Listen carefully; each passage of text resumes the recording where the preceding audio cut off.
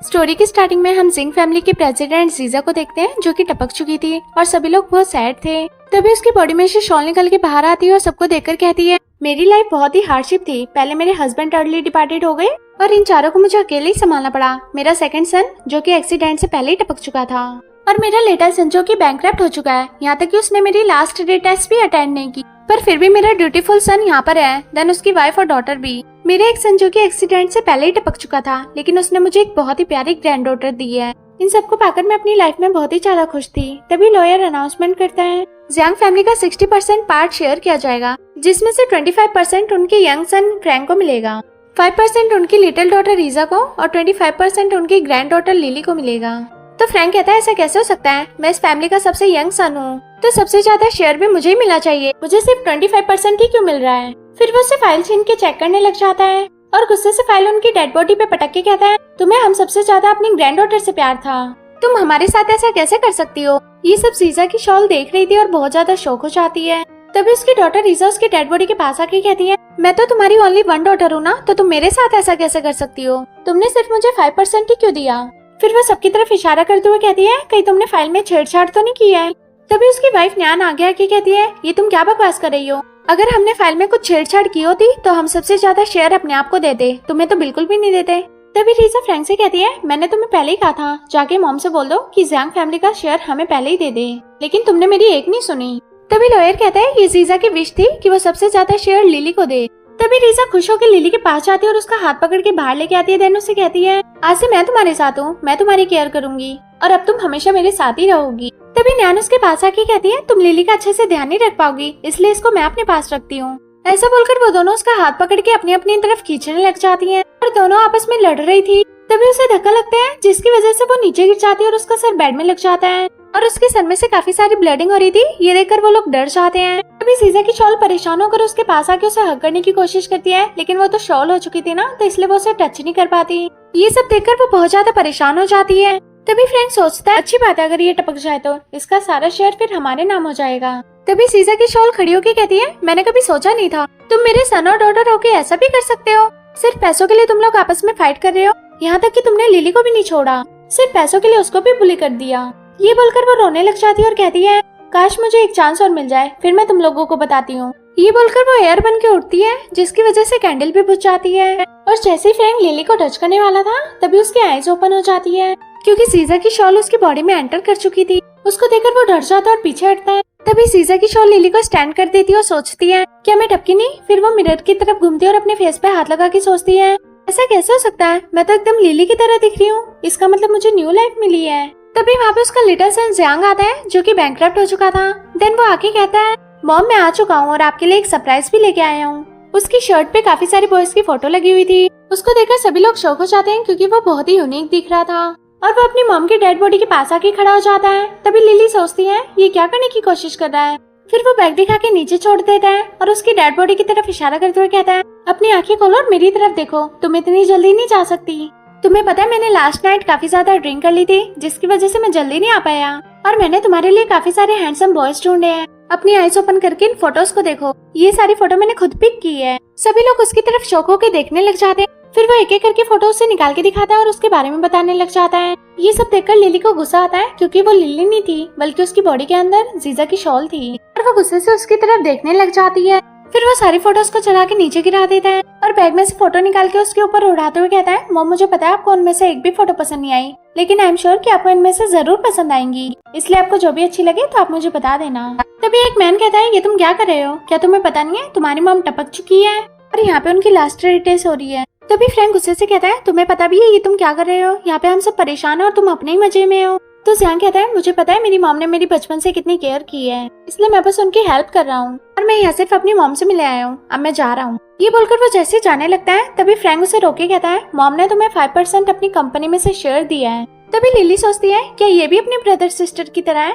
तो वो कहता है, मैं यहाँ पे सिर्फ अपनी मॉम को लास्ट बार देखने आया था, मुझे उनका कोई भी शेयर नहीं चाहिए, क्योंकि पैसे मॉम से बढ़ के नहीं है।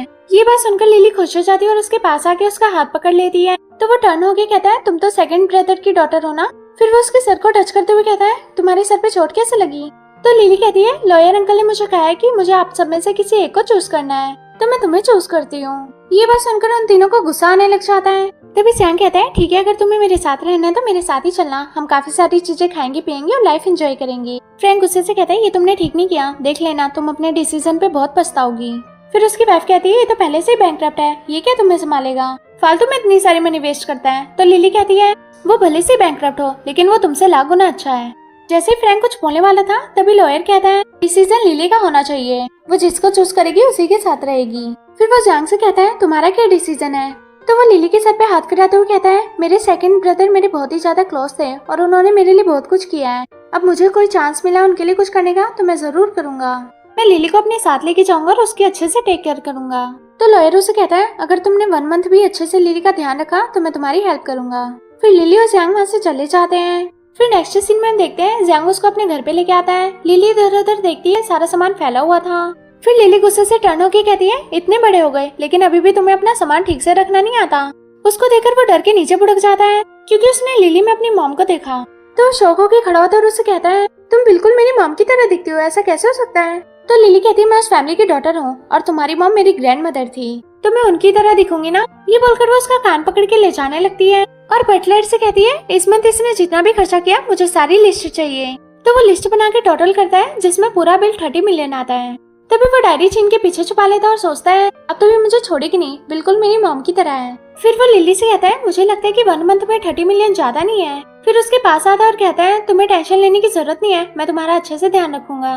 मुझे पता है कि मैं मनी कुछ ज्यादा ही स्पेंड करता हूँ लेकिन वो मुझे मंथली पैसे भेजते हैं तो मैं इजीली तुम्हारा खर्चा उठा सकता हूँ। तो बटलर कहता है यंग मास्टर ने ऑलरेडी तुम्हारी पेमेंट कट कर दी है। ये सुनकर वो शॉक हो जाता है और कहता है अब मैं क्या करूंगा, कहाँ से पैसे लाऊंगा, अगर उन्होंने मुझे पेमेंट नहीं दी तो इतना सारा जो बिल पड़ा है उसकी भरपाई कौन करेगा। तो लिली सोचती है अच्छी बात है, इसको ऐसे ही कंटिन्यू रखना है तभी तुम्हारी लाइफ स्टाइल चेंज होगी। सबसे पहले मुझे तुम्हारी बैड हैबिट को खत्म करना है, तुम काफी मनी स्पेंड करते हो। फिर वो सारे सर्वेंट को बुला के वहाँ से सारे टॉयज हटवाने के लिए कहती है। देन वहाँ पे जितनी भी एक्सपेंसिव चीजें सबको हटवा देती है। ये सुनकर वो शौक हो जाता है और अपने टॉयज को पकड़ के कहता है ये सब मैं तुम्हें ले जाने नहीं दूंगा क्योंकि ये सब मेरे हैं। तो लिली कहती है तुमने कहा था कि तुम मेरे अच्छे से टेक केयर करोगे, इसके लिए हमें लिमिट में मनी स्पेंड करनी चाहिए, तुम ये सब इन्हें ले जाने दो। तो वो उसके पास आके कहता है मैंने तुमसे कहा था ना कि मैं तुम्हारे अच्छे से टेक केयर करूंगा, तो मैं पक्का करूंगा, लेकिन मैं ये सब ले जाने नहीं दे सकता। तो वो कहती है इसका मतलब तुम मुझसे प्यार नहीं करते, तुम्हें सबसे ज्यादा अपने एंटरटेनमेंट चाहिए, इससे अच्छा तो तुम मुझे ऑर्फनेज भेज दो। तो वो कहता है प्लीज ऐसा मत बोलो, ठीक है जैसे तुम कहती हो मैं वैसा ही करूंगा। फिर वो साइड होकर सर्वेंट से कहता है अब तुम यहाँ पे खड़े होकर क्या देख रहे हो, सारा सामान उठाओ और बाहर फेंक दो। तभी बटलर उससे कार की कीज मांगता है तो वो कहता है मैं ये नहीं दूंगा, ये कार नहीं है, ये मेरी लाइफ है। तो लिली रोने की एक्टिंग करने लग जाती है। तो वो उसके फेस को देख के कार की कीज निकाल के उसके हाथ में दे देता है और नीचे बैठ जाता है। तभी लिली उसके सर पे हाथ फिराते हुए सोचती है मेरा फर्स्ट स्टेप कंप्लीट हुआ, अब ज़ियांग की स्किल्स को डेवलप करने का टाइम आ गया। फिर नेक्स्ट मॉर्निंग हम देखते हैं लिली ज़ियांग के पास आके कहती है 8 बज चुके हैं, अब जल्दी उठ जाओ, मुझे लगता है कि अब तुम्हें काम पे जाना चाहिए। तो वो कहते हैं इतनी जल्दी क्यों उठा रही हो, अभी 8 ही तो बजे हैं। ये बोलकर वो मुंह ढक के सो जाता है। तभी लिली उसकी चादर खींचती है और कहती है अगर तुम्हें हमारी विशेष को पूरा करना है ना तो कुछ एफर्ट्स करने पड़ेंगे, तुमने सबके सामने कहा था कि तुम मुझे खुश रखोगे। ये बोलकर वो रोने की एक्टिंग करने लग जाती है। तो वो उठ के कहता है अच्छा ठीक है तुम रोना बंद करो, मैं आज से ही काम शुरू करूंगा और तुम्हारे लिए बहुत सारे पैसे कमाऊंगा। तो वो कहती है मैं भी तुम्हारे साथ चलूंगी। ये बोलकर वो वहाँ से चली जाती है। वो सोचता है मुझे इसकी टेक केयर ऐसी करनी पड़ी है जैसे ये मेरी डॉटर हो, मेरी लिटिल बॉस। ये बोलकर वो भी वहाँ से उठ के चला जाता है। फिर नेक्स्ट सीन में हम देखते हैं वो दोनों कंपनी में आते हैं। तभी लिली उसे कहती है ये वो कंपनी है जो ग्रैंड मदर ने तुम्हारे लिए छोड़ी थी, यहाँ पे तो कोई भी नहीं दिख रहा। तो वो कहता है ये कंपनी मेरी सिर्फ नाम की है, मैं यहाँ पे कभी कभी आता हूँ, मुझे नहीं पता कि यहाँ पे क्या हुआ है। तो वो सोचती है इतनी अच्छी कंपनी है, लेकिन इस अनग्रेट सन ने सारी रेनेट कर दी। तभी वहाँ पे सेक्रेटरी आके कहती है मिस्टर प्रेसिडेंट आप आज भी क्यों आ गए। तो वो कहता है ये कंपनी मेरी रिस्पॉन्सिबिलिटी नहीं है, तुम इसे खुद हैंडल करो। तभी वो लिली की तरफ देखती है और कहती है ये आपकी अडॉप्टेड डॉटर है, बहुत ही प्यारी है।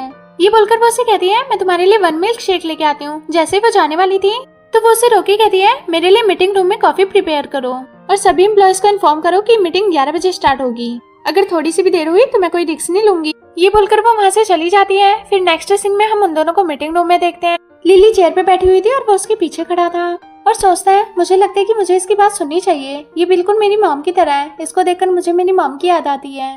तभी वहाँ पे सेक्रेटरी आके कहती है तुम लिली को रोक क्यों नहीं रहे हो, वो भी लिटिल गर्ल है, ये सब नहीं संभाल पाएगी। तो वो इशारे करते हुए कहता है तुम ही कह दो। तो वो उसके पीछे हट जाती है। फिर लिली उन दोनों को देखने लग जाती है। तभी पूरे 11 बज जाते हैं और वहाँ पे एम्प्लॉयज आ जाते हैं। कोई नींद में आ रहा था, कोई बातें करते हुए आ रहा था। और आगे सभी लोग अपनी अपनी सीट पर बैठ जाते हैं। तभी सेक्रेटरी कहती है सभी एम्प्लॉय प्रेजेंट हैं। तो लिली उनसे कहती है आप लोग जा सकते हैं। फिर वो लोग वहाँ से चले जाते हैं। तो सेक्रेटरी कहती है ये क्या किया आपने? तो वो कहती है 2 दिन बाद मीटिंग के लिए उनको इन्फॉर्म करना और उनको नोटिफाई करो कि मीटिंग में कैसे बैठते हैं और जितने भी एम्प्लॉय है सबकी अटेंडेंस शीट बनाओ और ये काम मिस्टर जियांग संभालेगा। ये बोलकर वो वहाँ से चली जाती है। फिर 2 दिन बाद वो फिर से मीटिंग में एम्प्लॉयज को बुलाती है और जैसे सभी एम्प्लॉयज आके बैठ जाते हैं तो वो कहती है हम मीटिंग कल कंटिन्यू करेंगे। ये बोलकर वो वहाँ से उठ के चली जाती है।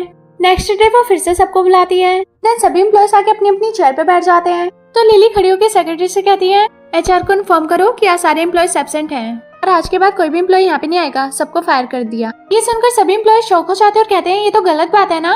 तभी लिली कहती है आई होप कि आप सबको कोई ऑब्जेक्शन नहीं होगा। ये सुनकर सेक्रेटरी खुश हो जाती है और सोचती है ये तो सच में बहुत टैलेंटेड है। तभी लिली उनसे कहती है अब तुम्हें कोई थर्ड चांस नहीं मिलेगा क्योंकि मैं तुम्हें ऑलरेडी काफी सारे चांसेस दे चुकी हूँ, लेकिन तुम्हारे अंदर कोई भी इम्प्रूवमेंट नहीं आई। कंपनी उसी को सपोर्ट करती है जो टाइम से मीटिंग अटेंड करे, जो हार्डवर्क करेगा उसकी सैलरी डबल हो जाएगी।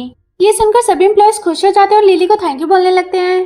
देन खुशी खुशी वहाँ से चले जाते हैं। तभी सेक्रेटरी से कहती है तुम तो बहुत यूनिक हो, तुमने प्राइज और पनिशमेंट दोनों का यूज करके एम्प्लॉयज को बहुत अच्छे से अंडरस्टैंड किया। फिर वो जियांग से कहती है तुम्हारी डॉटर तुमसे ज्यादा बेटर है। तभी जियांग लिली से कहता है तुम तो बहुत लिटिल गर्ल हो ना, लेकिन तुम्हें कंपनी के बारे में इतना सब कुछ कैसे पता? तो वो कहती है मैं बचपन से ग्रैंडमदर के साथ रही हूँ, इसलिए मुझे कंपनी के बारे में सब कुछ पता है, उन्होंने मुझे सिखाया था।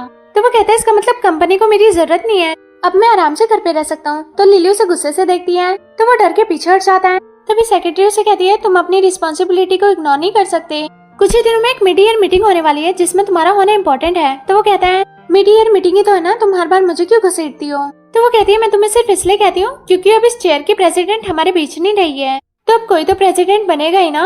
मुझे लगता है कि तुमसे बेटर कोई नहीं है और इस कंपनी का बहुत ज्यादा लॉस हो रहा है, इससे पहले बैंकक्रप्ट हो जाए हमें इसे बचाना होगा, वरना ये कॉन्फिस्केटेड हो जाएगी। ओल्ड प्रेसिडेंट ने इसे तुम्हारे लिए छोड़ा था, उन्हें लगता था तुम इस कंपनी को सक्सेसफुल करोगे। तो वो कहता है क्या मतलब है तुम्हारा? इसका मतलब हमारी कंपनी बैंकक्रप्ट हो जाएगी? नहीं, मैं ऐसा नहीं होने दे सकता, इस कंपनी से मेरी मॉम की काफी सारी मेमोरी जुड़ी है। फिर सेक्रेटरी वहाँ से चली जाती है तो वो अपने पास्ट वाला सीन याद करने लग जाता है जिसमें उसकी मॉम उसे एरोप्लेन बनाना सिखाती है। फिर हमें प्रेजेंट का नेक्स्ट सीन दिखाया जाता है जिसमें फ्रैंक न्यान से कहता है ये तुम क्या कह रही हो, वो पिद्दी सी लड़की कंपनी संभाल रही है? तो वो कहती है हाँ मैं सच कह रही हूँ, उसने काफी सारे एम्प्लॉयज को जॉब से फायर कर दिया, मुझे नहीं लगता कि अब वो कंपनी बैंकक्रप्ट होगी। ये सुनकर वो गुस्सा हो जाता है और कहता है तुम टेंशन मत लो, अभी मिड ईयर मीटिंग भी बाकी है, उसमें देखते हैं क्या होता है, मैं उसे छोड़ूंगा नहीं। फिर नेक्स्ट सीन में हम देखते हैं लिली जियांग को फाइल देती है और हाथ में स्टिक लेके खड़ी थी। तभी वो फाइल बंद करके रखता है और कहता है मुझसे नहीं होगा ये, मैं बचपन से बहुत ज्यादा वीक हूँ, मुझसे नहीं हो पाएगा ये सब। तो लिली कहती है तुम कर सकते हो, मैं यहाँ पे हूँ ना, मैं तुम्हें समझाऊंगी। ये बोलकर वो व्हाइट बोर्ड पे राइट करती है और उसे समझाती है, लेकिन फर्स्ट टाइम उसे समझ में नहीं आता तो वो सेकंड टाइम समझाती है, उसे फिर भी समझ में नहीं आता। तो वो गुस्से से कहती है तुम सच में पागल हो, इसको अपनी नोटबुक में राइट करो।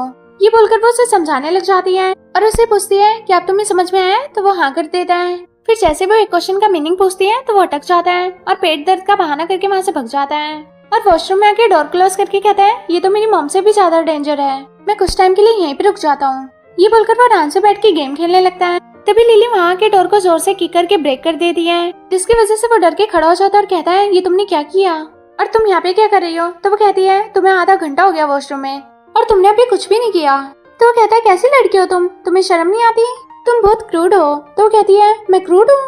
क्रूड तुम हो, मुझसे झूठ बोल के तुम यहाँ पे आए, अब चलो और जल्दी से अपने टॉपिक को कवर करो। तो वो वहीं पे बैठ जाता और कहता है मुझसे नहीं हो पाएगा ये सब, प्लीज मुझे छोड़ दो, ज्यादा से ज्यादा क्या ही होगा, मैं बैंकक्रप्ट हो जाऊंगा, तुम टेंशन मत लो, मैं तुम्हें भूखा नहीं रहने दूंगा। तो लिली उसके पास आती है, जैसे वो सर पे हाथ फिराने वाली थी तो वो डर जाता है। देन अपना पास्ट वाला सीन याद करता है जिसमें उसकी मॉम उसे पढ़ाती है, उसे लर्न नहीं हो रहा था तो उसकी मॉम उसे रिवाइज करवाती है जिससे उसे लर्न हो जाता है। फिर हमें प्रेजेंट का सीन दिखाया जाता है जिसमें लिली उसे कहती है कि ग्रैंडमदर हमेशा कहा करती थी कोशिश करने वालों की कभी हार नहीं होती, तुम एक बार ट्राई तो करके देखो, तुमसे हो जाएगा। लिली जिस तरह से उसे समझा रही थी उसे उसमें भी अपनी मॉम दिखाई देती है।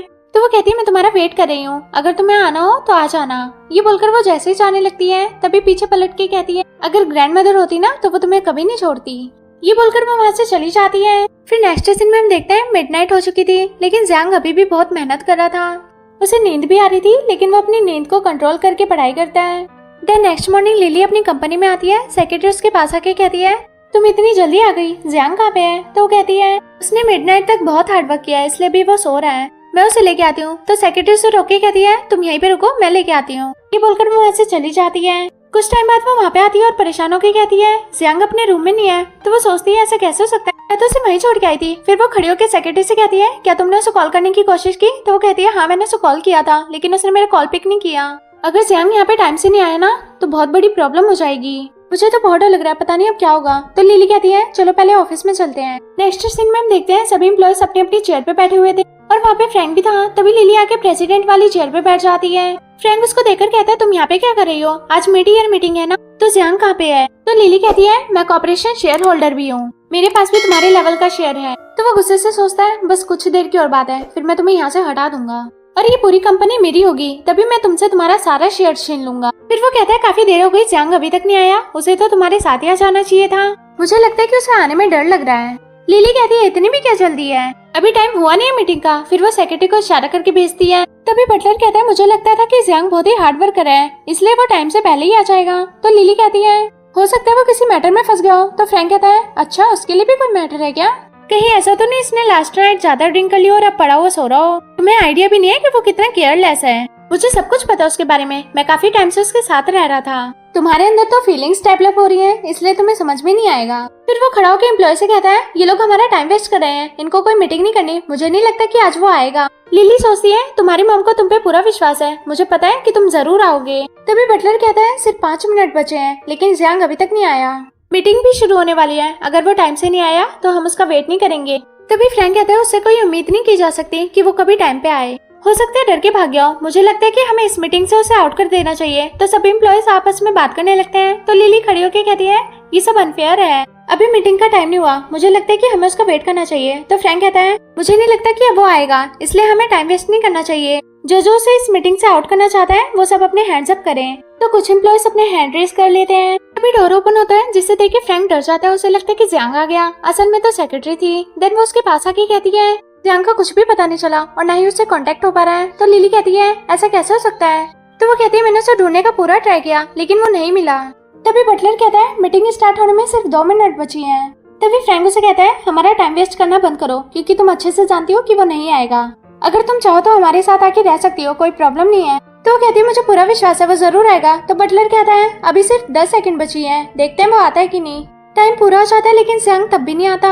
फ्रैंक कहता है मुझे लगता है कि मीटिंग हमें स्टार्ट कर देनी चाहिए, उसका वेट करने का कोई फायदा नहीं है अब। लिली कहती है मुझे पूरा विश्वास है वो जरूर आएगा। तो वो उसे फाइल निकाल के देता और कहता है जल्दी इस पे साइन करो, अब तुम्हारा टाइम आ गया ये कंपनी छोड़ के जाने का। तो वो कहती है मैं इस पे साइन नहीं करूंगी। तो वो गुस्से से खड़ा होकर बोलता है तुम अभी लेटर कर लो, इस सब के बारे में तुम्हें कुछ नहीं पता, इसलिए तुम चुपचाप इस पे सिग्नेचर कर दो।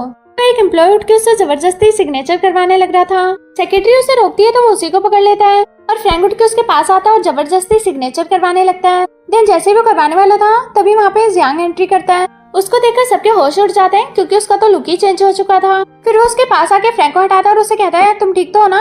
तो लिली उठ के कहती है मुझे विश्वास था कि तुम जरूर आओगे।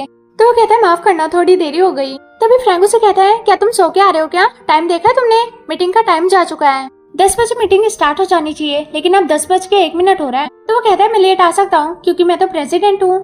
तभी एम्प्लॉय कहती है थर्ड मास्टर ठीक कह रहे हैं, ये एकदम टाइम पे है। फिर जियांग मीटिंग स्टार्ट कर देता है। लिली उसको देखकर खुश हो जाती है, क्योंकि उसने पूरी रात बैठ के हार्ड वर्क किया था और अब मीटिंग को भी कितने अच्छे से हैंडल किया। तभी जियांग फाइल को टेबल पे रख के कहता है ये हमारी फर्स्ट हाफ रेवेन्यू रिपोर्ट है। तभी फ्रैंक कहता है इस कंपनी का 200 युआन लॉस हुआ है, क्या तुम कंफर्टेबल हो प्रेसिडेंट बनने के लिए? तो वो कहता है हाँ ये बस सच है, कंपनी का बहुत ज्यादा लॉस हुआ है, लेकिन बस अब और कोई लॉस नहीं होगा, मैं इस कंपनी का प्रेसिडेंट बनने के लिए रेडी हूँ। तो फ्रैंक कहता है हम तुम्हें ऐसे ही प्रेसिडेंट नहीं मान सकते, इसके लिए तुम्हें कुछ करके दिखाना होगा। तो लिली कहती है हमें क्या करना पड़ेगा? तो वो कहता है इसके लिए तुम्हें कंपनी में जितना भी लॉस हुआ है उसको प्रॉफिट में चेंज करना पड़ेगा, वो भी सिर्फ 1 मंथ के अंदर, वरना जियांग को बैंकरप्ट कर दिया जाएगा। तो जियांग कहता है ये तुम क्या कह रहे हो? तुम्हें पता है ना हमारी कंपनी बहुत ज्यादा लॉस में थी, इतनी जल्दी हम इसका प्रॉफिट कैसे कर सकते हैं? तो वो कहता है अगर तुम्हें मेरा चैलेंज एक्सेप्ट नहीं है तो तुम इस प्रेसिडेंट की चेयर से हट सकते हो। लिली कहती है हमें ये चैलेंज एक्सेप्ट है। ये सुनकर जियांग शॉक हो जाता है और कहता है ये तुम क्या कह रही हो? तो वो उसे रोके डील पक्की कर लेती है और सभी एम्प्लॉयज वहाँ से चले जाते हैं। सेक्रेटरी खुश होकर लिली के पास आती है और कहती है ये तुमने बहुत अच्छा किया। फिर वो जियांग की तरफ देखती है और कहती है तुम्हारा मुंह क्यों लटका हुआ है? तो वो बैठ के कहता है अगर मैंने 1 मंथ के अंदर इस कंपनी का प्रॉफिट नहीं किया तो मैं बैंकरप्ट हो जाऊंगा, प्रेसिडेंट बनना तो भूल ही जाओ। मैं एक प्लास्टिक बैग खरीद लूंगा जिसमें आउटसाइड ट्रेस कलेक्ट करके उन्हें बेच के कम से कम कुछ पैसे तो आएंगे जिनसे हम खाना खा सकते हैं। तो लिली उसे मार के कहती है, ये तुम क्या बकवास कर रहे हो, मैं हूं ना तुम्हारे साथ, ऐसा कुछ नहीं होने वाला, मेरे पास एक सॉल्यूशन है। तो वो कहता है, कैसा सॉल्यूशन? तो वो कहती है, क्या तुम मिस्टर वैंग को जानते हो? तो वो खड़ा होकर कहता है, क्या तुम उनकी बात कर रही हो जो सबसे बड़े रिच मैन है? तो वो कहती है, हाँ मैं उनकी बात कर रही हूँ, उनकी बर्थडे पार्टी है तो उन्होंने हमें भी इनवाइट किया है, मुझे लगता है कि हमें चलना चाहिए। तो वो कहता है, हम उनकी पार्टी में जाएंगे लेकिन वो तो हमें नोटिस भी नहीं करेंगे, वो बहुत ही रिच मैन है, मुझे नहीं लगता कि वो हमारी हेल्प करेंगे। तो वो कहती है, ट्राई करने में क्या जा रहा है, ये बोलकर वो वहाँ से चली जाती है। फिर नेक्स्ट सीन में हम देखते हैं रीजा और न्यान अपने पुराने वाले घर में अपना सामान इकट्ठा करती हैं। तभी वहाँ पे लिली आके कहती है, ये तुम लोग क्या कर रही हो और तुमने मॉम की फोटो को नीचे क्यों गिरा रखा है?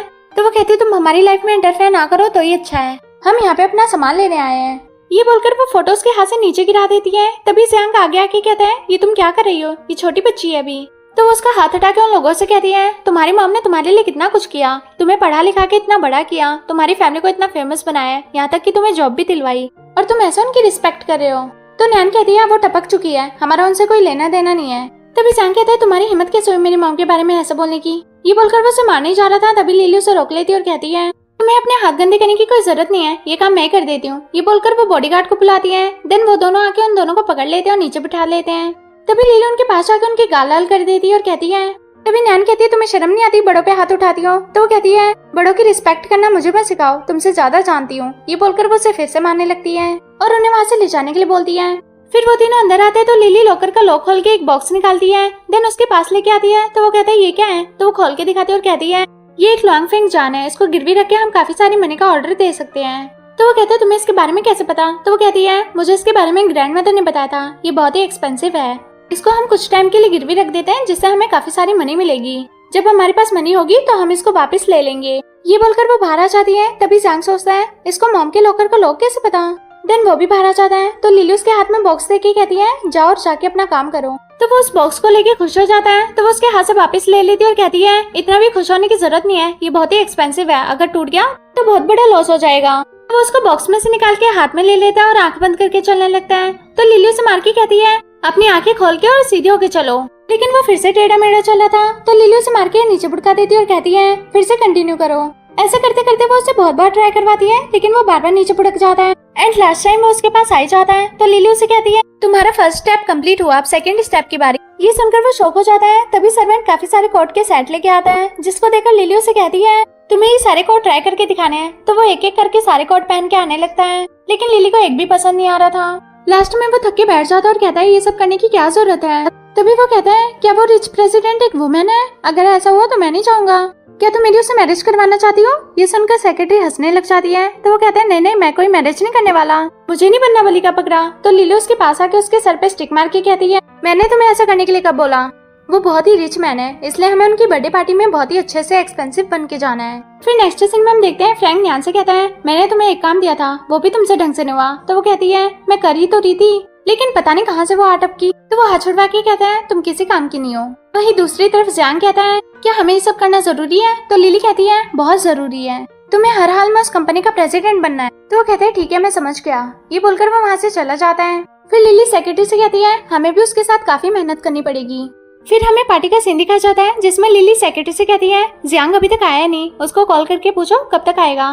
तो सेक्रेटरी से कॉल करती है तो वो कॉल पिक नहीं करता। देन वो दोबारा करती है तो वो कॉल पिक करके कहता है, मैं बस पहुंचने वाला हूँ। ये बोलकर वो कॉल कट कर देता है। तभी उसकी कार का एक्सीडेंट हो जाता है। तभी एक गुंडा आके वो एक्सपेंसिव बॉक्स भी उठा लेता है और उसको भी उठा के ले जाता है। वही दूसरी तरफ फ्रैंक लिली के पास आके कहता है, क्या बात है, तुम यहाँ पे क्या कर रही हो? तो वो कहती है, तुम अपने काम से काम रखो, हम यहाँ पे तुम्हारी बकवास सुनने के लिए नहीं आए हैं। तो वो कहता है, मुझे पता है तुम मेरी बकवास सुनने के लिए नहीं आए, लेकिन मेरी भी एक बात सुन लो, चाहे कुछ भी हो जाए, लेकिन मैं जियांग को प्रेसिडेंट नहीं बनने दूंगा। ये बोलकर वो वहाँ से चला जाता है। सेक्रेटरी कहती है, मुझे बहुत डर लग रहा है, अभी तक जियांग नहीं आया। तो लिली कहती है, एक बार उसको फिर से कॉल ट्राई करो। देन जैसे ही वो कॉल करती है तो फोन उसका स्विच ऑफ आ रहा था। तभी लिली कहती है, मुझे लगता है कि वो किसी प्रॉब्लम में है, हमें उसको ढूंढना चाहिए। ये बोलकर वो दोनों वहाँ से चले जाते हैं। वहीं दूसरी तरफ न्यान ने जियांग को किडनैप करके बांध के रखा था। जियांग से कहता है, तुम मुझे यहाँ पे क्यों लेके आई हो? तो वो कहती है, मैं यहाँ पे तुम्हें अपने एंटरटेनमेंट के लिए लेके आई हूँ। तो वो कहता है, क्या बकवास कर रही हो तुम? मॉम क्या चली गई, तुम लोगों ने तो मनी के लिए फाइट शुरू कर दी। तभी वो गुंडे से उसे बुली करने के लिए कहती है और बोलती है, ये सब कुछ तुम्हारे यंग ब्रदर का है, तुम्हारा कुछ भी नहीं है। तो वो कहता है, ये सब मुझे मेरी मॉम ने दिया है, मैं इसको ऐसे ही नहीं जाने दूंगा। तो वो उसे पकड़ के कहती है, इसका मतलब तुम नहीं मानोगे? तो वो कहता है, नहीं मानूंगा, तुमसे जो होता हो कर लेना। तो वो गुंडे को बुला के उसे बुली करवाने लग जाती है। उसके मुंह से काफी सारा ब्लड आता है और वो नीचे गिर जाता है। गुंडे उसे छोड़ते नहीं और बुली करते रहते हैं। तभी वहाँ पे लिली आके उन्हें रोकती है और कहती है उसको हाथ मत लगाना, नहीं तो हाथ तोड़ दूंगी। तभी जैंग अपना पास्ट वाला सीन याद करने लग जाता है जिसमें कुछ बॉयज उसे बुली कर रहे थे। तभी उसकी मॉम आके कहती है मेरे सन को हाथ भी मत लगाना, नहीं तो हाथ तोड़ दूंगी। तो वो सारे बॉयज डर के भाग जाते हैं और उसकी मॉम उसके पास आके उसे छुपाती है। फिर हमें प्रेजेंट का सीन दिखाया जाता है जिसमें वो सोचता है ये तो बिल्कुल मेरी मॉम की तरह बिहेव कर रही है। तभी नैनो से कहती है तुम यहाँ पे क्या कर रही हो? अच्छा, तो तुम जैंग को बचाने आई हो। तभी लिली से कहती है एक बार की मेडिसिन तुम्हें काम नहीं आई, मुझे लगता है कि तुम्हें वो मेडिसिन दोबारा चाहिए। तो वो सोचती है ये तो बिल्कुल हमारी मॉम की तरह बिहेव कर रही है। फिर वो उसे कहती है तुम्हें क्या लगता है अगर तुम यहाँ पे आके मुझे धमकी दोगी तो क्या मैं डर जाऊंगी? फिर वो गुंडों से कहती है तुम यहाँ पे खड़े होकर तमाशा देख रहे हो, जाओ और जाके उस पर अटैक करो। जैसे ही गुंडे लिली पर अटैक करने वाले थे तभी बॉडीगार्ड्स उनको पकड़ के धो देते हैं। फिर लिली उसे कहती है तुम्हारे गुंडों से तो निपट गए, अब तुम्हारी बारी। ये बोलकर वो उसे नीचे गिरा के थपड़ा मारती है और मार मार के उसके मुंह से ब्लड निकाल देती है। तो वो कहती है तुम्हारी हिम्मत कैसे हुई मुझे मारने की? तो लिली कहती है तुम्हारी हिम्मत कैसे हुई जैंग को हाथ लगाने की? ये बोलकर वो बॉडीगार्ड से कहती है इसको पकड़ के बाहर ले जाओ। तो वो दोनों से पकड़ के बाहर ले जाते हैं। फिर लिली जैंग के पास आके कहती है तुम ठीक तो हो ना, तुम्हें ज्यादा चोट तो नहीं आई? वो सोचता है ये तो बिल्कुल मेरी मॉम जैसी है, बिल्कुल ऐसे ही केयर करिए जैसे मेरी मॉम करती थी। तभी जैंग से कहता है तुम्हें मेरा निकनेम कैसे पता? तो वो कहती है मुझे ग्रैंडमदर ने बताया था। तो वो बोलता है जब मैं बड़ा हो गया था तो उन्होंने मेरा निकनेम लेना छोड़ दिया था, तो तुम्हें कैसे पता? तो वो सोचती है अगर मैंने इसे सारा सच बताया तो ये मुझे पागल समझेगा। तभी बॉडीगार्ड आके उसे कहता है हमें यहाँ से जल्दी निकलना चाहिए। तो लिली जैंग से कहती है चलो अब जल्दी चलो, हमें यहाँ से जल्दी निकलना है वरना बहुत देर हो जाएगी। ये बोलकर वो वहाँ से चली जाती है। फिर हमें पार्टी का सीन दिखाया जाता है जिसमें वैंग फैमिली का प्रेसिडेंट सबके सामने अनाउंसमेंट करता है आप सब लोग इस बर्थडे पार्टी में आए उसके लिए थैंक यू। वैंग फैमिली की तरफ से आप लोगों के लिए एक सरप्राइज है। ये सुनकर सभी लोग क्लैप करने लग जाते हैं। तभी वैंग फ्रैंक से कहता है आई होप कि आप बुरा नहीं मानेंगे, ये वैंग फैमिली की तरफ से आपके लिए सरप्राइज है। ये पूरे 100 बिलियन युआन का कॉन्ट्रैक्ट है, इस पे सिग्नेचर कर दो फिर ये सब तुम्हारे हो जाएंगे। जैसे ही वो साइन करने वाला था तभी लिली आके उसे रोकती है और कहती है इस फाइल पर सिग्नेचर मैं करूंगी क्योंकि तुमने कुछ भी नहीं किया, इसलिए सारा क्रेडिट तुम्हें नहीं मिल सकता। ये सुनकर सभी लोग आपस में बात करने लग जाते हैं और कहते हैं इसका मतलब ये झूठ बोल रहा था, ये फेक है, इसने कुछ भी नहीं किया। फ्रैंक कहता है ये तुम क्या बकवास कर रही हो? फिर वो प्रेसिडेंट से कहता है तुम इसकी बातें मत सुनना, ये मेरे यूजलेस ब्रदर की डॉटर है, काफी टाइम से उसके साथ रह रही है ना, इसलिए उसकी बैड हैबिट सीख गई। तो वो कहता है ठीक है सिग्नेचर कर दो। देन जैसे ही वो करने वाला था तभी लिली कहती है क्या तुम्हें नहीं लगता कि कुछ लोग पैसों को देखकर बहुत ज्यादा लालची हो जाते हैं और सिर्फ मनी पाने के लिए पता नहीं कितने झूठ बोलते हैं? तभी फ्रैंक कहता है ये तुम्हारी बर्थडे पार्टी खराब करना चाहती है, इसको बाहर निकालो यहाँ से। तभी वो गिफ्ट मंगा के चेक करवाती है। तो फ्रैंक कहता है ऐसा कैसे हो सकता है, ये तुम लोगों को बेवकूफ बना रही है, इसके पास जो गिफ्ट है वो फेक है। मैंने कहा ना इसको बाहर निकालो, ये तुम लोगों की पार्टी खराब करना चाहती है। तो लिली कहती है तुम लोग मुझे जब तक हाथ नहीं लगा सकते जब तक ये प्रूफ नहीं हो जाता कि ये फेक है ये रियल। तो वो चेक करके कहता है ये गिफ्ट फेक है। तो फ्रैंक शॉक होके कहता है ऐसा कैसे हो सकता है, ये तो रियल था, फेक कैसे हो गया? पक्का इसने मुझे जानबूझ के फंसाया है, इसमें इसकी कोई चाल होगी। तभी फ्रैंक रियल वाला गिफ्ट लेके आता है जिसको देखकर फ्रैंक शॉक हो जाता है। तो वो उस गिफ्ट को चेक करके कहता है ये वाला रियल है। तभी फ्रैंक कहता है तुम लोगों ने मेरे साथ बहुत बड़ा धोखा किया है। तो लिली अपना पास्ट वाला सीन याद करने लग जाती है जिसमें उसने उन गिफ्ट को चेंज कर दिया था। फिर जैंग वो गिफ्ट ले जाकर फ्रैंक को दे देता है तो वो उसे सिग्नेचर करने के लिए बोलता है। तभी लिली उसे कहती है इस बार तुम अपनी गेम में फेल हो गए। फिर हम नेक्स्ट सीन में देखते हैं जैंग उन फाइल पे सिग्नेचर कर देता है और उन दोनों की डील पक्की हो जाती है। तभी वैंग लिली को देखकर कहता है ये तो बिल्कुल प्रेसिडेंट जीजा की तरह दिखती है। तो जैंग कहता है तुम सही कह रहे हो, ये बिल्कुल मेरी मॉम की तरह दिखती है। फिर सभी लोग नीचे चले जाते हैं। फिर जैंग एक फाइल खोल के देखता है जिसमें 10 मिलियन बिलियन थे। वो देख के शौक हो जाता है और कहता है कहीं मैं सपना तो नहीं देख रहा, सच में बहन ने हमें इतने सारे बिलियन दिए हैं। तो सेक्रेटरी कहती है तुम कोई सपना नहीं देख रहे, ये रियल है। तो वो कहता है मेरे पास अगर थोड़ा सा टाइम होता ना तो मैं अपनी मॉम की ग्रेव पे जरूर जाता उनसे परमिशन लेने के लिए, क्योंकि उनकी ब्लेसिंग के बिना मैं कुछ भी नहीं हूँ। तो लिली उसके हाथ से फाइल लेके कहती है हमने इस कॉन्ट्रैक्ट पे साइन तो कर दिया लेकिन अब हम रिलैक्स नहीं हो सकते, अगर ये डील हमारे हाथ से चली गई ना तो हमें सच में ड्रेस पिकअप करना पड़ेगा। तो वो खड़ा होकर कहता है ठीक है जैसा तुम बोलोगी वैसा ही होगा। तो वो उसे कहती है अब तुम सिचुएशन से बहुत अवेयर हो गई हो ना, तो फैक्ट्री से ऑर्डर करना तुम्हारी रिस्पॉन्सिबिलिटी होगी। ये सुनकर वो शौक हो जाता है और कहता है ये मुझसे नहीं हो पाएगा, मैं नहीं करूंगा इसको, मैंने ये सब कभी पहले किया नहीं है। तो लिली से कहती है तो क्या हुआ अगर तुमने पहले नहीं किया तो अब कर लो, पहले तो तुमने कभी कंपनी भी नहीं चलाई थी पर अब वर्क कर रहे हो ना, तुम कर सकते हो, मैं तुम्हारे साथ हूँ। और तुम्हारा लास्ट टास्क तो सीईओ पोजीशन पे है ना, तो क्या तुम इतना छोटा सा टास्क कंप्लीट नहीं कर सकते? तभी जैंग कहता है ये सीईओ पोजीशन भी होती है क्या? तो लिली जाके बैठ जाती है और कहती है इसका मतलब तुम भी मेरी बात नहीं मानोगे, कोई भी मुझे प्रोटेक्ट नहीं करेगा। ये बोलकर वो रोने की एक्टिंग करती है। तभी जैंग उसके पास जाके बैठता है और कहता है अच्छा ठीक है तुम रोना मत करो, जैसा तुम कहती हो वैसा ही होगा, तुम डरो मत, मैं हमेशा तुम्हें प्रोटेक्ट करूंगा। तो वो कहती है मुझे पता है तुम मुझे प्रोटेक्ट करोगे, लेकिन मैंने बस गुस्से में कह दिया, मुझे पता है तुम बहुत ही स्मार्ट, स्ट्रॉन्ग और हैंडसम हो, तुम सब कुछ बहुत अच्छे से हैंडल कर लोगे। तभी सेक्रेटरी कहती है लिली एकदम सही कह रही है, तुम कर सकते हो।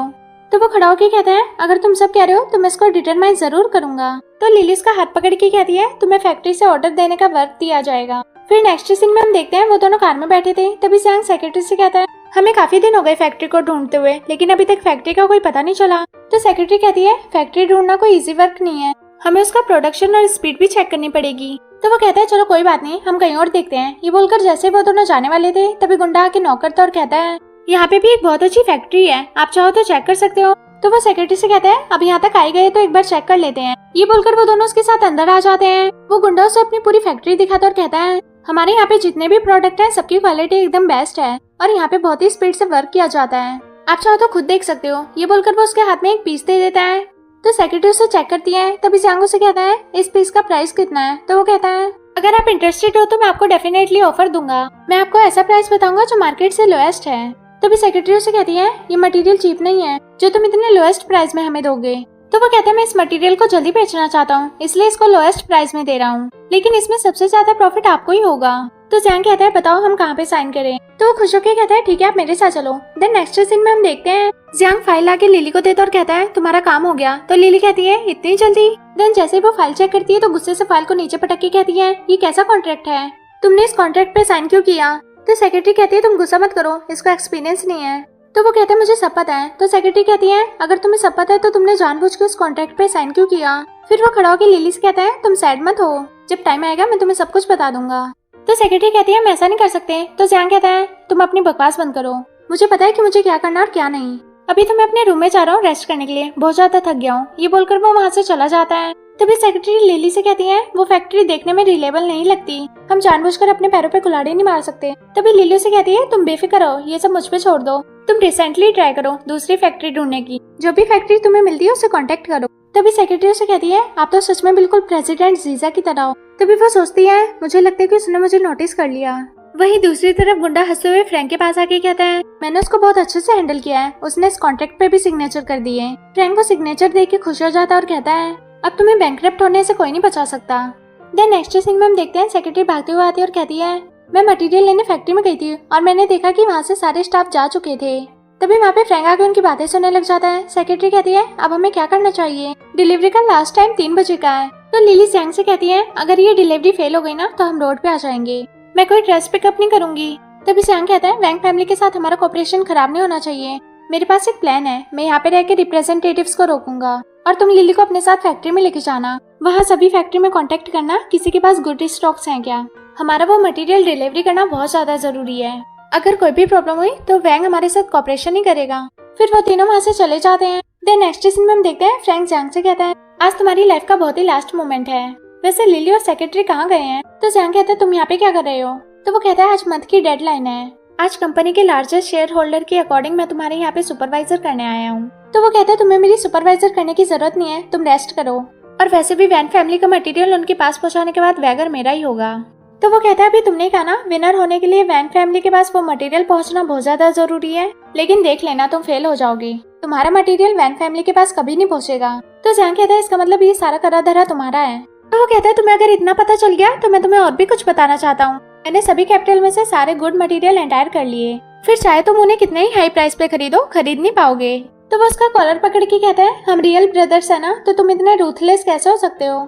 तो वो कहता है जहाँ मनी होती है वहाँ रिलेशन नहीं देखा जाता, और मैं प्रॉमिस करता हूँ मैं तुमसे तुम्हारा सब कुछ छीन लूंगा। ये बोलकर वो हंसने लग जाता है। तभी वहाँ पे वैन आके कहता है तुम्हें पता है ना आज डिलीवरी डे है, तुम मुझे मेरे गुड मटेरियल कब दिखाओगे। तभी फ्रैंक उससे कहता है जहाँ तक मुझे नॉलेज है मेरे इस ब्रदर ने एक एनराइवल फैक्ट्री पे वर्क कर रखा है, उन्होंने मनी ली और बिना मटेरियल दिए भाग गए। तो वो जैंग से पूछता है क्या ये बात सच है। तो फ्रैंक कहता है आपको क्या लगता है मैं झूठ बोलूंगा, मेरा ये ब्रदर बहुत ही बस्टर्ड है, लास्ट टाइम भी इसने कप चेंज कर दिए थे, मुझे लगता है कि गुड डिलीवरी नहीं कर सकता, मेरी बात मानो तो इसको कॉन्ट्रैक्ट से आउट कर दो, मुझे नहीं लगता कि ये कॉपरेशन करने लायक है। तो फिर वैन जैंग से कहता है क्या तुमने सच में हमें डिसअपॉइंटेड किया। तो वो कुछ नहीं बोलता और मुंह लटका के खड़ा हो जाता है। तभी लिली अंदर आके कहती है डिलीवरी स्लिप यहीं पे है, तुम चाहो तो इसे काउंट कर सकते हो। ये बोलकर वो फाइल वैन के हाथ में दे देती है। तभी फ्रैंक कहता है ऐसा कैसे हो सकता है, पक्का इन्होंने तुम्हें बेवकूफ बनाने के लिए कोई फेक कॉन्ट्रैक्ट तुम्हारे हाथ में रख दिया। तभी वैन फाइल चेक करके कहता है तुमने वर्क बहुत ही अच्छे से टाइम पे कंप्लीट किया, मैंने तुम्हें जो भी कुछ कहा मैं सारे वर्ड्स वापस लेता हूँ, मैंने सच में तुम्हें मिसजज किया। तो जैंग कहता है क्या तुम हम पे ट्रस्ट करने के लिए तैयार हो और सिग्नेचर करने के लिए एग्री हो, तो वो हाँ कर देता है और कहता है आज मुझे बिलीव हो गया तुम सच में चेयरमैन के सन हो। अब फ्यूचर में हमारे साथ कॉपरेशन करने की रिस्पॉन्सिबिलिटी तुम्हारी है। मैं तुम्हें किसी के हाथों कॉन्ट्रैक्ट भिजवा दूंगा। तो जैंग कहता है हम आपको प्रॉमिस करते हैं हम फ्यूचर में कभी आपका नेवर डाउन नहीं करेंगे। फिर वैन उसके हाथ से फाइल लेके चला जाता है। लिली और जैंग आपस में हाईफाई करते हैं। तभी जैंग फ्रैंक से कहता है क्या हुआ तुम इतने सैड क्यों हो रहे हो, इससे पहले तो इतना उछल रहे थे। तो फ्रैंक कहता है तुमने मुझे जानबूझ के फंसाया है। तो वो बोलता है तुम्हें क्या लगता है मैं बेवकूफ हूँ, तुम्हारी चालाकी को समझूंगा नहीं, लेकिन इस बार तुम्हारा गेम ओवर हुआ। तो जैसे वो कुछ बोलने वाला था तभी वो कहता है वैसे तुम मेरे रियल ब्रदर हो इसलिए मैं तुम्हें अपने शेयर में से 30% हिस्सा तुम्हें दे दूंगा। अगर तुम नहीं चाहते तो ठीक है कोई बात नहीं, मैं तुम्हें वो भी नहीं दूंगा। तो वो कहता है मैं तुम्हें छोड़ूंगा नहीं। तभी लिली कहती है हमें फालतू लोगों के मुंह नहीं लगना चाहिए। ये बोलकर वो दोनों वहाँ से चले जाते हैं। फिर नेक्स्ट सीन में हम देखते हैं जैंग लिली से कहता है हमने मार्केट में से 20% प्राइस पर मटेरियल खरीदा था, वो भी सिर्फ वैन ग्रुप को सेल करने के लिए। इससे तो हमें काफी ज्यादा प्रॉफिट हुआ। ये बोलकर वो बहुत ज्यादा खुश होने लग जाता है। तभी लिली उसके सर पे मार के कहती है हमारी कंपनी को जितना भी लॉस हुआ था हमने सारा प्रॉफिट कर लिया। तभी जैंग से कहता है तुम बहुत ही क्लेवर हो, बिल्कुल अपनी ग्रैंड मदर की तरह। तो लिली सोचती है मुझे लगता है कि अब उसे सारा सच बता देना चाहिए। तो जैसे ही वो बताने वाली थी तभी सेक्रेटरी आके कहती है बहुत ही बैड न्यूज है, जैसे तुमने मुझे कहा था मैंने सारे अकाउंट की चेकिंग की और मैंने देखा कि सच में अकाउंट में इश्यूज हैं। तो जैंग कहता है ऐसा कैसे हो सकता है, अभी तो कंपनी अच्छी चल रही थी, फिर इतना बड़ा लॉस कैसे हो सकता है। तभी लिली कहती है वंडरफुल, उसने ऑर्डर प्लेस करने के लिए सारी मनी हमारी यूज की है। तो वो बोलता है मैं उसे छोड़ूंगा नहीं। देन जैसे ही वो जा रहा था तभी लिली उसे रोक के कहती है उसे कंपनी से डायरेक्ट आउट कर दो। तो वो उसका हाथ पकड़ के कहता है तुम टेंशन मत लो, मैं इस कंपनी को कुछ नहीं होने दूंगा। फिर लिली सोचती है मुझे लगता है कि अभी इसे कंपनी पे ध्यान देना चाहिए, ये बातों में से बाद में भी बता दूंगी। देन नेक्स्ट सीन में हम देखते हैं जैंग लिली का हाथ पकड़ के रिक्वेस्ट करता है और कहता है मैं कंपनी को अकेले हैंडल नहीं कर सकता, तुम्हें भी मेरे साथ चलना होगा। तो लिली कहती है तुम बड़े हो चुके हो, अब तुम्हें सारे काम खुद ही हैंडल करने हैं, तुम कब तक मुझ पर डिपेंड रहोगे। वो मना करता है तो वो उसे गुस्से से आंख दिखाती है, जिससे वो डर के चुप हो जाता है और कहता है मैं सच में जा रहा हूँ। ये बोलकर वो जाने लगता है। तभी पीछे पलट के कहता है देख लो मैं सच में जा रहा हूँ। तभी सेक्रेटरी उसका हाथ पकड़ के कहती है जल्दी चलो देर हो रही है। ये बोलकर वो उसे ले जाती है। देन नेक्स्ट सीन में हम देखते हैं वो सभी मीटिंग रूम में होते हैं। तभी जैंग सबको फाइल दिखाते हुए कहता है हमने 1 मंथ में $1 बिलियन इन्वेस्ट किए हैं। ये बात सुनकर सभी एम्प्लॉयज आपस में बात करने लग जाते हैं। तो जैंग कहते हैं मुझे लगता है कि मैंने वेगर को कंप्लीट किया है। तभी एक एम्प्लॉय कहता है हम कैसे मान लें कि तुम्हारा वेगर कंप्लीट हो गया, बोर्ड का अपॉइंटमेंट पूरी कंपनी पर इफेक्ट करता है, साथ में पर्सनल मूवमेंट भी, ये सब शेयर होल्डर पे डिपेंड करता है ना कि किसी पर्सन पे। ये बात सुनकर सभी एम्प्लॉय एग्री करने लगते हैं। तभी फ्रैंक कहता है जो भी ये चाहता है कि जैंग प्रेसिडेंट बने वो अपने हैंड्स अप करे, लेकिन कोई भी अपने हैंड्स अप नहीं करता, जिसकी वजह से जैंग सैड हो जाता है। तभी फ्रैंक जैंग के पास आके कहता है बहुत ही गिल्ट की बात है, जो एम्प्लॉयज तुम्हारे साथ वर्क करते हैं वही नहीं चाहते कि तुम प्रेसिडेंट बनो, उनमें से किसी ने तुम्हें वोट नहीं दिया, पर तुम टेंशन मत लो मैं तुम्हारे साथ हूँ। तभी वो हाथ उठा के कहता है मुझे तुम्हारी हेल्प की जरूरत नहीं है, और सेक्रेटरी से फाइल लेके उसे दिखाते हुए कहता है हमारा मटेरियल सप्लाई शेशिल के बोर्ड में ज्वाइन हो सकता है। वही दूसरी तरफ न्यान लिली से मिलने आती है और चारों तरफ देखती है। तभी लिली कहती है चारों तरफ देखना बंद करो क्योंकि घर पे कोई नहीं है, ये बताओ किस काम से आई हो। वो कहती है नहीं नहीं मैं सिर्फ तुमसे मिलने आई थी, तुम बहुत ही प्यारी बच्ची हो, मैंने सोचा आज तुम्हें शॉपिंग करा दूं और मैं तुम्हारे लिए कैंडी भी लाई हूँ। ये बोलकर वो अपने पर्स में से उसे कैंडी निकाल के दे देती है और उसका हाथ पकड़ के वहाँ से ले जाती है। वही दूसरी तरफ फ्रैंक उसे कहता है तुम एटीट्यूड किस बात का दिखा रहे हो, अभी भी 25% मेरे शेयर में है, तुम मुझसे विनर नहीं हो सकते। तभी असिस्टेंट फाइल के आता है और जैंग को देते हुए कहता है बटलर तुम्हारे इफेक्ट से बहुत अट्रैक्टिव हुआ है, इसलिए उसने तुम्हारे लिए एडॉप्शन का एग्रीमेंट भेजा है, इस पे अपने सिग्नेचर कर दो, फिर लिली लीगली तुम्हारी हो जाएगी। तभी जैंग एग्रीमेंट उसको दिखाते हुए कहता है मेरा शेयर तुमसे 5% लार्ज है। तभी फ्रैंक उसे कहता है उसने कहा है कि इस पे तुम्हारे सिग्नेचर की जरूरत है, इसलिए पहले इस पे सिग्नेचर करो बाद में बोलना। तो वो कहता है क्या मतलब है तुम्हारा। तभी सेक्रेटरी के पास कॉल आता है और वो जैंग को लेके वहाँ से चली जाती है।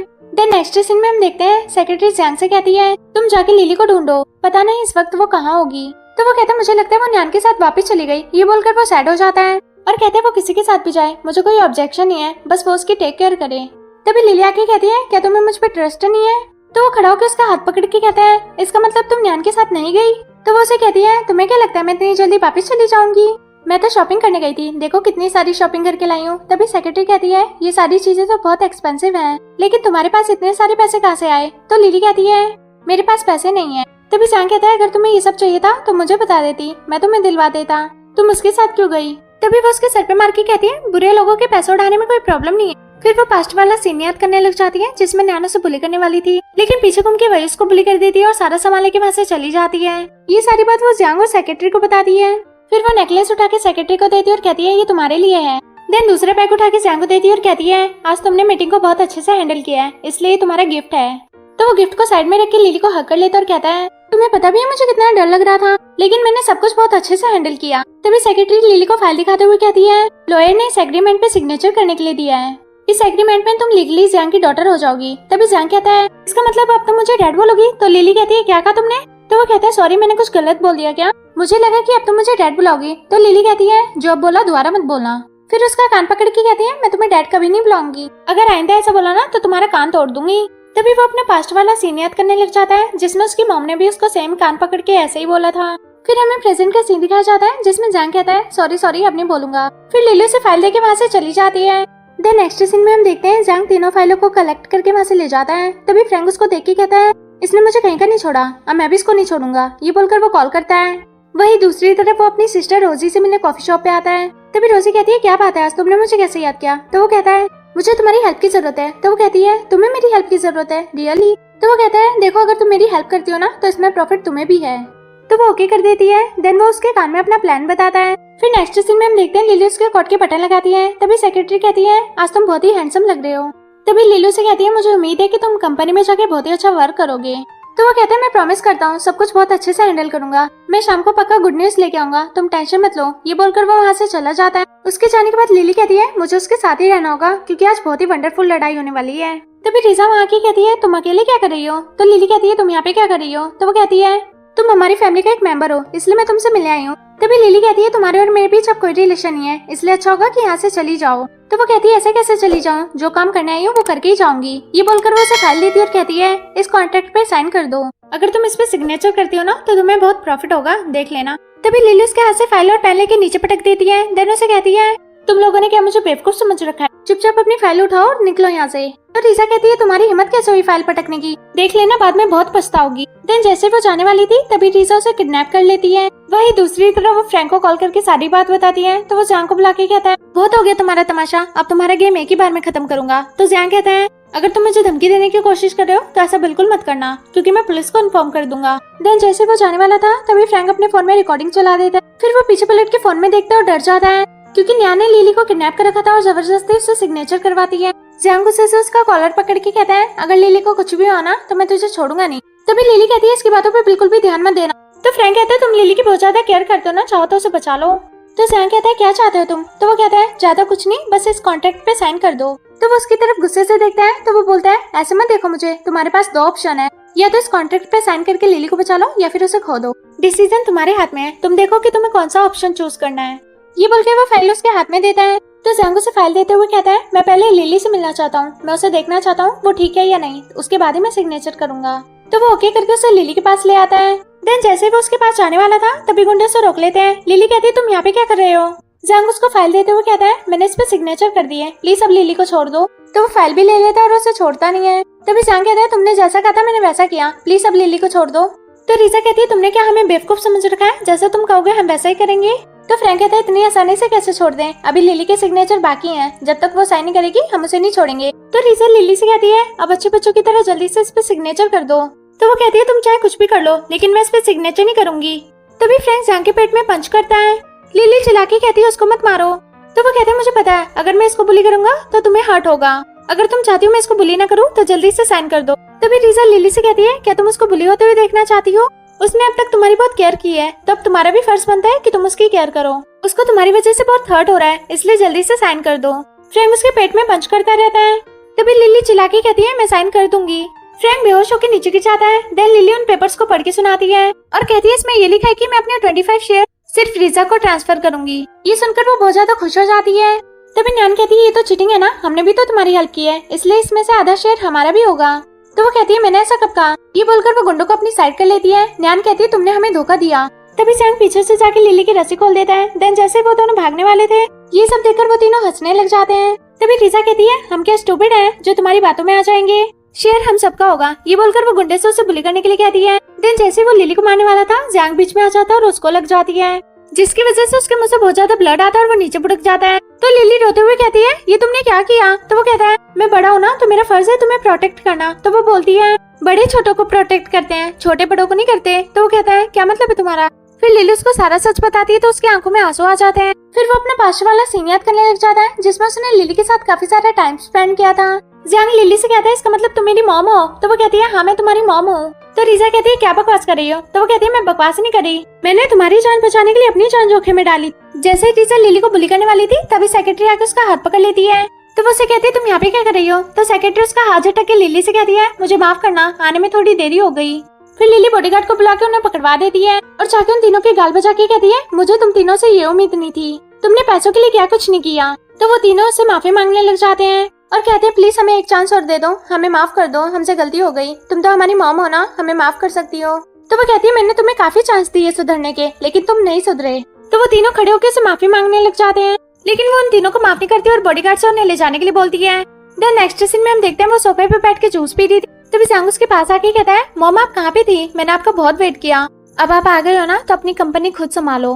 तो वो कहती है मैं इस बात से एग्री नहीं हूँ, मैं अभी बहुत छोटी हूँ और मुझे मॉम मॉम कहना बंद करो। तो वो कहता है तुम तो मेरी मॉम हो ना, तो मैं तुम्हें मॉम ही बोलूंगा। तो वो कहती है और मुझे पता है तुम बहुत अच्छे से कंपनी हैंडल करोगे, इसलिए आज से ये कंपनी तुम्हारी है। ये बोलकर वो वहाँ से चली जाती है। देन उसके पीछे पीछे सेक्रेटरी भी चली जाती है। इसी के साथ हमारी स्टोरी का एंड होता है।